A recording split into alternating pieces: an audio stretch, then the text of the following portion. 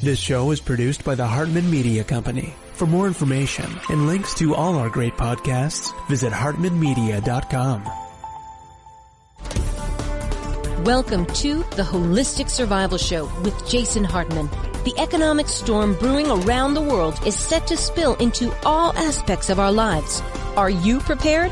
Where are you going to turn for the critical life skills necessary to survive and prosper? The Holistic Survival Show is your family's insurance for a better life. Jason will teach you to think independently, to understand threats, and how to create the ultimate action plan. Sudden change or worst case scenario, you'll be ready. Welcome to Holistic Survival, your key resource for protecting the people, places, and profits you care about in uncertain times. Ladies and gentlemen, your host, Jason Hartman. It's my pleasure to welcome Charles Goyette back to the show. He is the author of the new book, The Last Gold Rush Ever. 7 Reasons for the Runaway Gold Market and How You Can Profit from It. He is I'd call you an economic historian. Is that a fair name, Charles? Welcome back. Well, it suits me. I'm pleased to be called that. It doesn't hurt my feelings. Good stuff. Good stuff. Well, we are living in really just amazing times right now. I mean, just amazing times. The world feels like it is falling apart. You know, I thought of something today. I was thinking instead of social distancing, maybe we should have socialist distancing. That would be nice. And maybe we could do more than 6 feet. Exactly. Like 6,000 feet would be, well, even 6,000 miles would be better. But yeah, so just give us your overall take of the world today. You know, the last time I saw you was maybe 3, maybe even 4 years ago. You spoke at one of our events in Phoenix for my mastermind group. We really thank you for coming out. Everybody really enjoyed hearing from you. And you've been on the show before, but not for a while. And a lot has certainly changed. It certainly has changed. And, I wrote a book in 2008 or 9 called The Dollar Meltdown. And I ran through a whole lot of monetary and economic precedents and stuff. And I said, now the recommendations in this book are only good for this year, maybe next year and the year after. Right. But all of the things that I've described in here, all of these things are precedents and economic lessons that I'd like you to learn, and you can call upon them when you need them at some future date down the road. And that was actually, it turned out to be a very good call, Jason, because the calls that I made in 2008 were for gold to go up and silver to go up. And boy, did they ever for the next 3 years. So it was right on the money. But the important thing was that people were advised to take advantage of the book to learn the lessons of economic history in case they repeat. Well, here they are now. And all the things that I wandered through back then, if it's time now to call on them and look at them, because this is, it sounds kind of crazy, but in many ways, this is an end game. And so the name of this book, The Last Gold Rush Ever, it's not about prospecting, it's not about mining, but it is about the last gold rush out of the U.S. dollar as it's presently configured. And, we've had in the last less than 100 years, we've had 3 versions of the U.S. dollar. We had the gold dollar until the 1930s, in which anybody could take a $20 gold piece to the bank and get a $20 bill, or more likely a $20 bill for a $20 gold piece. But it was the gold dollar. The dollar was, as they said, good as gold. And the paper money was only a warehouse receipt for the gold that was held at the treasury at the bank and could be called upon any time. After that, we had the gold exchange dollar. And it didn't do any good to be an American and want to exchange your dollars for gold because it was illegal for you to own. But if you were a foreigner, if you were the Bank of England or a foreign institution, you could line up and exchange your dollars, which you had been promised by President Nixon would always be redeemable in gold. And that promise was broken. You know what it was like? It was like our country was like a check kiter. Our country was like somebody writing bad checks on an account that they knew they didn't have enough deposits to cover. Now, a lot of people won't even understand that metaphor because they're too young. But check kiting is this idea that someone would write, back in the old days when checks used to take a while to clear, you could sort of live this fake life. Now people do it on credit rather than checks, right? Sure, they run a charge on their MasterCard to pay their Visa, and then their Visa to pay their. That's essentially the idea. Yeah, so check kiting, you'd you'd write a check that didn't have any money behind it. And then before that check cashed, maybe you got a 7-day float, you'd write another check from another account to back up that check. And it was just, so what you're saying is that the government is doing this or the Federal Reserve is doing it, right? Well, the U.S. government was quite clearly doing it, and we were even a little bit arrogant about it. John Connally was the Treasury Secretary back in that day, and he said to the rest of the world, the central bankers of the governments of the world, well, the dollar's our currency, but it's your problem, hardy har har. And we could get away with that because, we were the global hegemon at the time, and we had the dollar reserve currency of the world at the time and so on. But in any event, we were frankly busted for issuing more checks than we had money to cover. We had more paper claims for gold than we had gold. And so Nixon broke the last tie of the dollar to gold in 1971. And since then, we're on the third dollar standard, which is just the plain dollar standard. There's no pretense that it's backed by anything. There's no statutory regulation that controls how many are issued and so on. And so, other countries have done worse. I mean, Brazil went through the 90s. I think they went through 5 or 6 currencies. But in the last 80 years or so, we are on basically the third currency. All of them in succession failed, and this one is breaking down now. Okay, so Charles, look, the thing I love about talking to you is that you're a historian, and history provides context. And so, didn't people say this in 1975? Didn't they even say it back in 1933? That was a big deal in 1933, of course, when, they'd had the confiscation. Didn't they always say these kinds of things that, oh, this is the end game? I mean, look, I look at just the past 20 years. I mean, Peter Schiff has been predicting the end of the world for 20 years, right? Howard Ruff was predicting it in the 70s, the 80s, the 90s, the 2000s, and it never happened, right? The thing that just I think is hard to comprehend when we're in it is that can't they just keep kicking this can down the road indefinitely? Jason, this is why I like speaking with you, because you gave me such a softball. I'm so grateful for it. Hey, but it's the important question. Listen, I'll tell you something.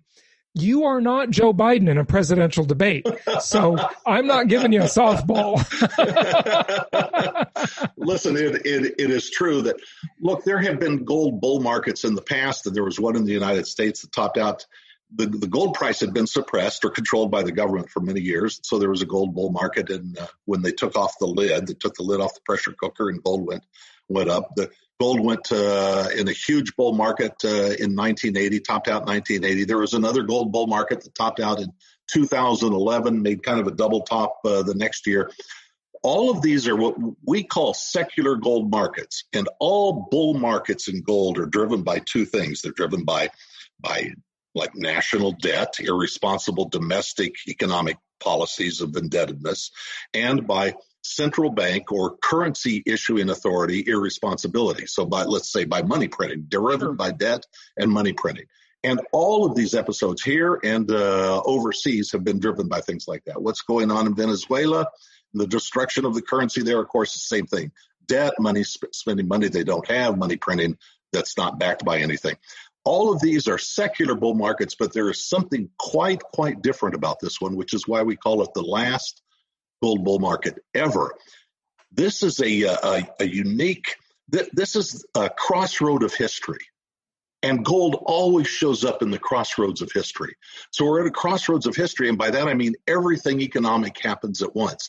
So best example I could give, for example, is when an arson investigator comes to see what's the problem, why did the house or the building burn down, he looks for the natural fuel, he looks for the fiber board, or he looks for the wood framing and so on that allowed the structure to burn. But he also looks for the accelerants that were used to spread the fire in the arson's diabolical plan.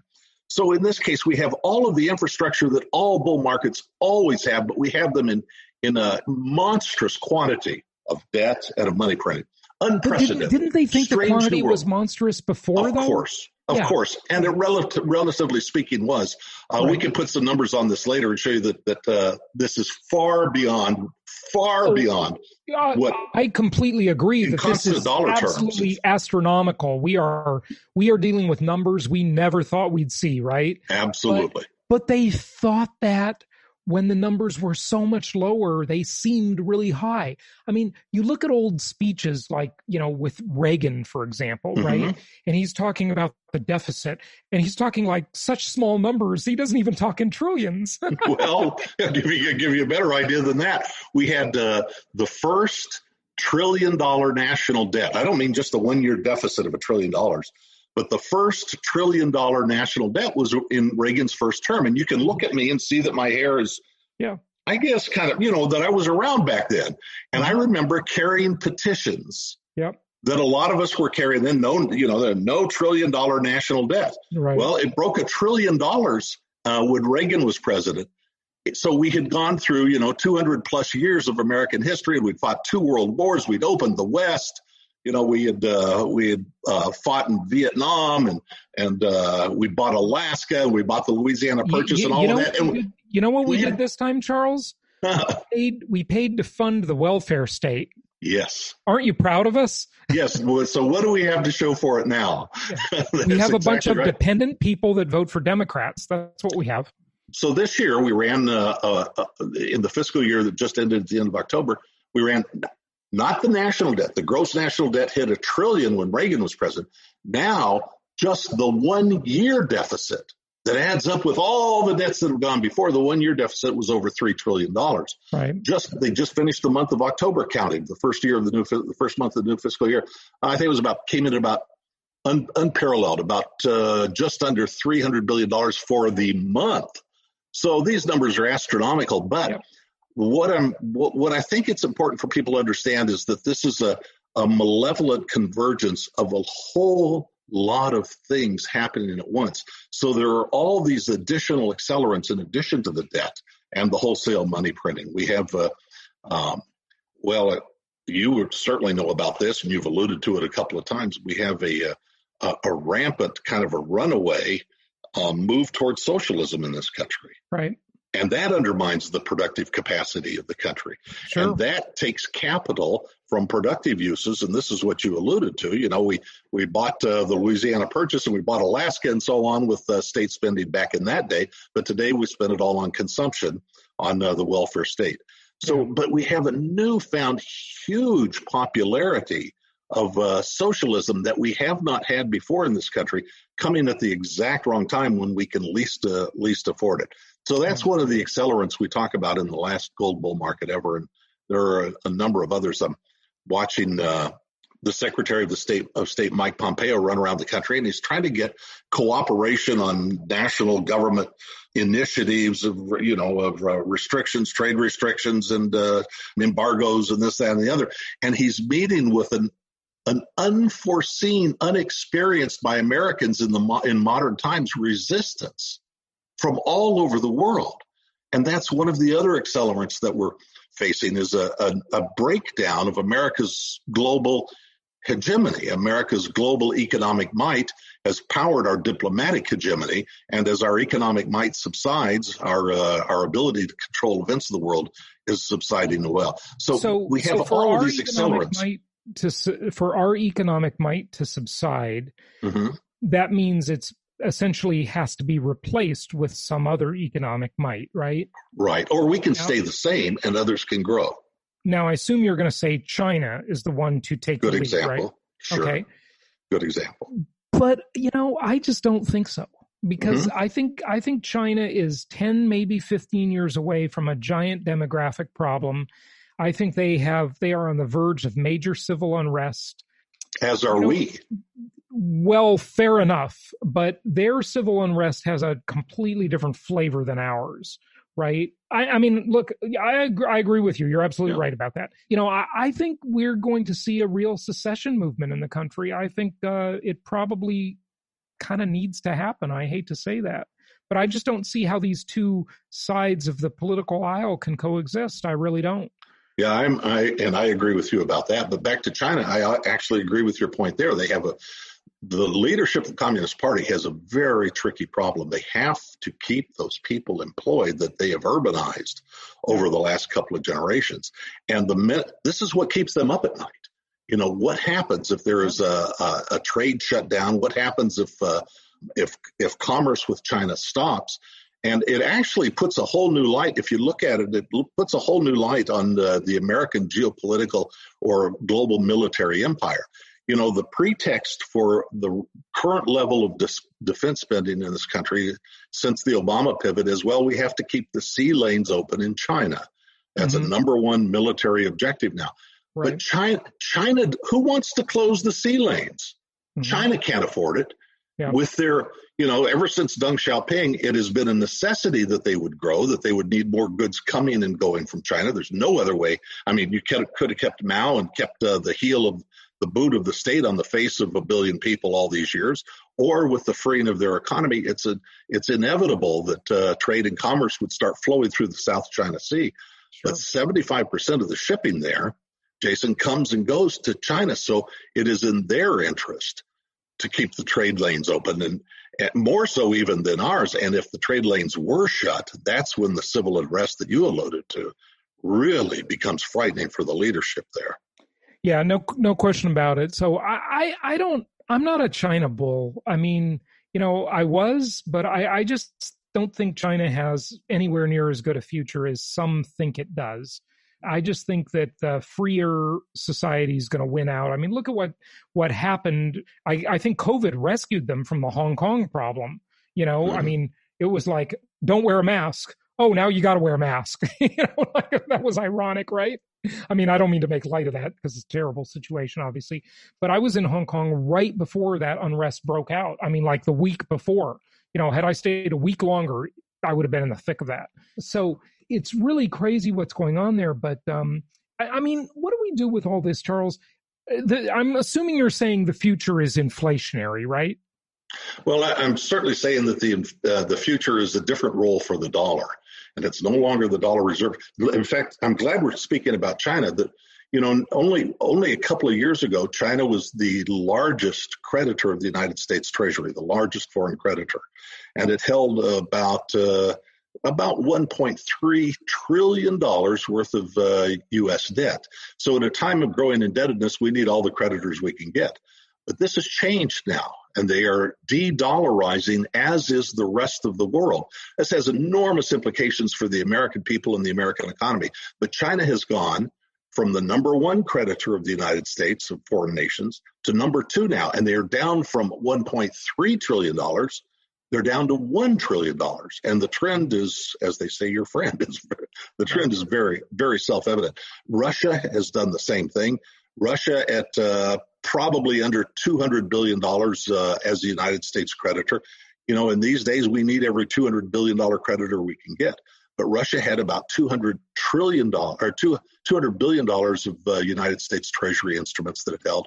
Now, if you look at the Treasury reports, Jason, they put Russia down in the asterisks down with, Syria and Iraq and Vietnam. Wow. I mean, they basically have nothing. And what have they done with that money? Mm-hmm. They've moved their central bank reserves to gold, as has China. So it would be fair to call you a gold bug, wouldn't it? I suppose. I suppose. Yeah, okay. It doesn't hurt my feelings. Well, what about, and neither does an economic historian. Yeah. Yeah. Good stuff. So, and what about cryptocurrency and all of this? What about Bitcoin? So I think it's a wonderful thing that people are experimenting with Bitcoin and developing alternative currencies. The great economist Hayek said, let all kinds of currencies evolve, get rid of the legal tender laws, and let people settle on the ones that they like. So I think it's a good thing. And I'd like to know exactly how things will pan out over the long term with Bitcoin and some of the other cryptos. And I think we should find out experimenting with your money rather than mine. But I mean, I'd like to know, and I wish them well. That the Fed has on the drawing board their own kind of Bitcoin wallet, Federal Reserve. That's the one that's going to win. Oh, sure, yeah. It'll win by force. Of course, which is how it's kind of the end game. Nobody has to use force or pass legal tender laws when the currency is of self-evident value. It's just like a run on the bank. Nobody's ever staged a run on the bank to exchange their gold for dollars. Give me my dollars. You've got to give me my dollars. It's always been the other way around. And it's the same thing with legal tender laws. If they have to use the force of law to keep you using their currency in the face of alternatives, then there's probably reason to be suspect of the currency. Absolutely. There's a great meme, Charles, that I remember I posted on Facebook a few years ago, and it was a picture of riot police with their gear and their shields and their batons and all that stuff. And at the top it said, "Socialism. Ideas so good, we have to force you to accept them." That's absolutely right. Yeah. And as Margaret Thatcher said, the problem with socialism is pretty soon you run out of other people's money. Yeah, absolutely. You sure do. So your advice would be buy gold, right? Yeah, my advice is absolutely. My advice is that the present currency system cannot last. And so people that see it in breakdown and they see the convergence of these currency wars in which countries race to the bottom to destroy the purchasing power of the currency.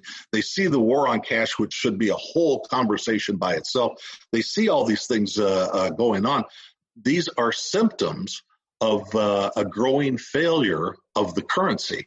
And so rather than waiting for the stampede when people line up around the block, I suggest that people take steps to protect themselves now. Right. And it's not, I'm not here to tell you how high gold will go next year or next month. But I am here to tell you quite clearly that the signs are quite evident that the current monetary system is in a state of breakdown. Yeah. So is gold a currency and an insurance policy, or is it an investment? There is a difference, right? Yeah, it depends on the times. And it depends on how you buy it. People that buy gold shares, which have a use and a place in some portfolios, people that buy ETFs have a use and a place in some portfolios, are treating it as an investment. But it is not a currency. Here is the sole virtue. Here is the reason that in a time of economic transition, in the time of a breakdown, Jason, here is the sole reason that gold stands separate and apart from everything else. It is the only monetary asset in the world that is not somebody else's liability. Right. It doesn't matter who signed the certificate. It doesn't matter, if they are audited by honest auditors or disaudited. None of those things matter. Whose face, whose picture is on it. None of those things matter. It doesn't depend on anybody's performance. It doesn't depend on how well the mining company is administered or whether somebody's embezzling funds. It doesn't depend on whether somebody has rehypothecated or hypothecated the gold in the ETF to someplace else and the title's not clear. All of those things are irrelevant because in a period of crisis, you're holding an asset with gold and silver that is a monetary asset that is not dependent on the promises of counterparties or risks and failures by other parties. Okay, so it does depend, though, on the two economic drivers, as I see them, scarcity and utility. Right. And so you've got to have people, since it's not really an industrial metal, very much like silver or other metals, certainly are even more so, it's a monetary metal, right? So people have to keep believing that it's the thing, and they certainly have for 5,000 years, so it's got a good history behind it. But also it has to depend on scarcity. And, this is not as far-fetched as some might think, but we're pretty close, Charles, to mining asteroids and discovering all sorts of abundance. And if you even look at oil as an example right here on Earth, in the doomsday-ish 70s, in the conservation mentality of Jimmy Carter and wear a sweater, don't make the house warm because we moral don't equivalent have enough of oil. war. Yeah. And that whole conversation about peak oil, right? For sure we thought the world was going to run out of it. And then we discovered a new way to access it, and that was fracking. And now it's totally abundant, and it may be being produced abiotically. Nobody knows for sure about that, but certainly there's a lot more of it than we ever thought. Could that happen with gold? Maybe gold isn't as scarce as we think, right? Well, it's very scarce. And despite the fact that most of the gold, perhaps 97% of the gold that's been mined in history is still in human hands. Think about that. Thousands of years of gold production, and it's still in human hands, and yet the value of it keeps going up year after year. But you're right. Asteroids may come. People may discover new ways of reclaiming gold from the oceans and stuff, but these are very expensive processes that take a long time to develop. But the potential demand for gold in the face of some sort of a remonetization is just, it's simply off the charts. We have enough gold now for everybody to have an ounce. That's not very much. But to your point a moment ago, you said the value of it keeps going up. And I think those are sort of critical words right there. I think those are very important words. So I don't want to compare it to dollars because most economists would. They'd say real dollars or constant dollars, inflation adjusted dollars. Has the price of gold gone up? Yes, it has, because the dollar is depreciating. Maybe it's not that gold is appreciating. And the funny example is, 5,000 years ago, you could buy a toga and a pair of sandals with an ounce of gold. Now you can buy a man's suit and a pair of shoes. So I don't know, is gold actually going up in value, or is it just holding its own as a measuring stick? Yeah, it holds its own, and the currencies that it's measured against rise and fall as well based on their domestic economic fundamentals. But note this, that the price of gold has hit new all-time highs this year in not just in the U.S. dollar, but in all the currencies of the world. And I don't say just the major currencies, but all the currencies of the world. It's hit new all-time highs. So there is a burgeoning demand for it. I saw today that the Russian Sovereign Wealth Fund has got legislation pending so that they can now start owning gold. This is the fund that they sell their oil and they provide for their national pensions with and so on. The movement of central banks into gold with money they used to hold with reserves they used to hold in dollars. There is a strange new respect for gold going on all over the world. Old hidebound institutions that never even looked at it. Warren Buffett has made himself kind of notorious for his disdain for gold over the years, but now, this year he has sold bank shares to move money into gold shares. So, and of course this is to be expected because the handwriting is on the wall. It's not just we that see that something is wrong, but, the Treasury has a lot of debt that they've got to fund. They've got a lot of money. The demands for resources that the Biden administration will make on the American people are enormous compared to the already enormous demands today. Hopefully they'll never get to make those demands, but the likelihood is yes. Even both sides of the aisle are spenders. I mean, let's just call it what it is. Everybody's a Keynesian nowadays. Except Ron Paul. So I'd like to close with two areas of interest for you. One is the New World Order, and the other is this more recent talk, maybe from the New World Order, I think that'd be fair to say, about the and I'm going to quote, this is not a conspiracy theory. They say it, okay? It's just listen to their words, not ours.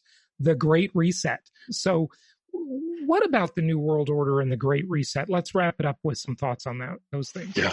Well, the New World Order is certainly coming. It's not in a defined form. There are many people that have defined ideas that they would like it. But in the meantime, the Old World Order is breaking down.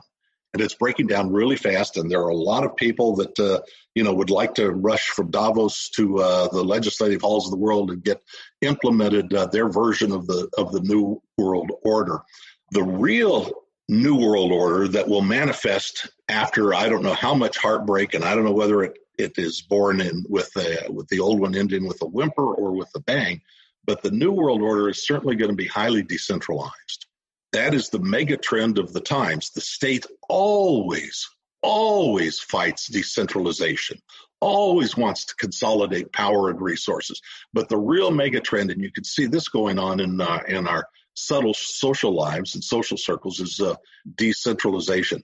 So we're in for a conflict, in which the organic order of things, which is, people don't want their schools run by institutions thousands of miles away. We need to have a decentralization of the monetary system, the healthcare system, the education system, and many, many other things. And these things will manifest. It's just, the old world order is coming apart at the seams. So it's a question only of what will the state do? How far is it willing to exert its authority to insist on its version of a new reset? It's always been. In fact, this is the difference between socialism and communism. The question, socialism, it has friendly face. It doesn't, it's not a boot heel like communism is. Well, the question is, if you have a central plan, you have a central economic plan, what's the good of having a central economic plan if you don't intend to enforce it? And of course, the central economic plan runs into conflict with people's individual plans. So if you're a serious statist, you have to enforce it. And ultimately it comes down to the point of, enforcing it with force of arms. So these are the choices that are ahead of us. And I actually fear that they will end very, very poorly. When the state begins to lose its power, when its power base begins to decay, it thinks that the problem is a lack of military resources. And this is as old as the fall of Rome. I mean, Gibbons talks about this. The overstretch of the empire is a question of the empire saying, well, we're too weak. Nobody's following us. Nobody's doing what we say. We need more military resources. And they get those resources at the expense of the domestic economy. Of course. The resilience of which was the source of their might to begin with. So they drain the domestic economy at the expense of the empire. And that's basically where we're headed. And the currency and the empire are coextensive one with another. The dollar and the American global military empire are coextensive.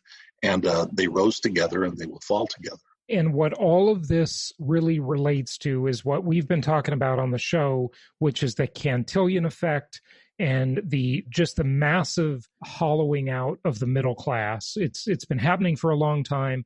It's only going to be an accelerant, as you put it. All of this will just be an accelerant. The welfare state will increase in size because you got to keep the poor from rising up, right? That's what the government's going to do. They're going to placate. And then the elites who are closest to the money, as Richard Cantillon postulated, will get the most of the benefit. They get it first. They get the first use of it before it's depreciated. Absolutely. Everybody else is downstream from them. So that's certainly true. Charles, give out your website. So it's charlesgoyette.com, Charles and then Goyette, Goyette.com. And you can see the book there, a couple of videos about the book and a couple of other things of interest. I believe that David Stockman, the budget director under the Reagan administration, I believe his preface to this book is posted there, and it's very interesting. He says that people that fail to read this book will be surprised at just how hot and how high this conflagration, this bonfire of calamities is going to burn with in the currency situation, the currency world. Fascinating stuff. Charles Goyette, thanks so much for joining us. Appreciate it. It's always great to see you, Jason. Thank you.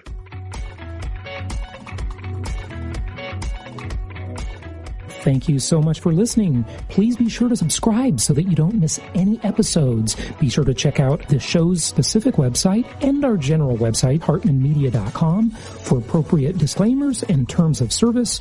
Remember that guest opinions are their own, and if you require specific legal or tax advice or advice in any other specialized area, please consult an appropriate professional. And we also very much appreciate you reviewing the show. Please go to iTunes or Stitcher Radio or whatever platform you're using and write a review for the show. We would very much appreciate that. And be sure to make it official and subscribe so you do not miss any episodes. We look forward to seeing you on the next episode.